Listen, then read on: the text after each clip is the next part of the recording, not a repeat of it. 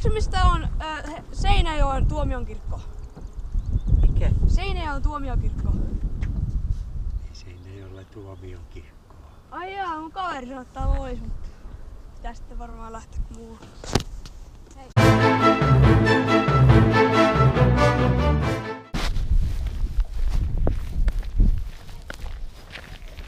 Hei. Hei, tiedättekö missä on Seinäjoen tuomiokirkko? Ei. Ai, no. Kiitos kumminkin. Tiedättekö te, onko se jossain täällä päin? Ei se varmaan. En mä edes oo kuullut koko kirkosta. Aha. No joo.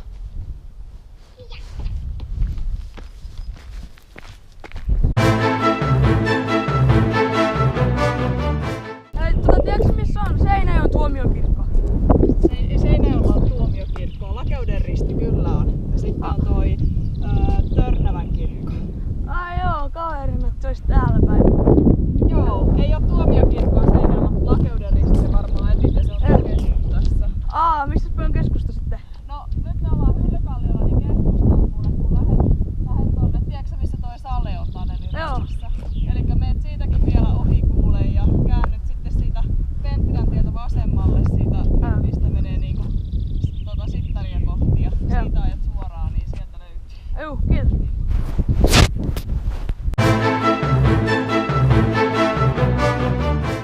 Hei, anteeksi. Tiedätkö missä on Seinäjoen tuomiokirkko? Seinäjoen tuomiokirkko.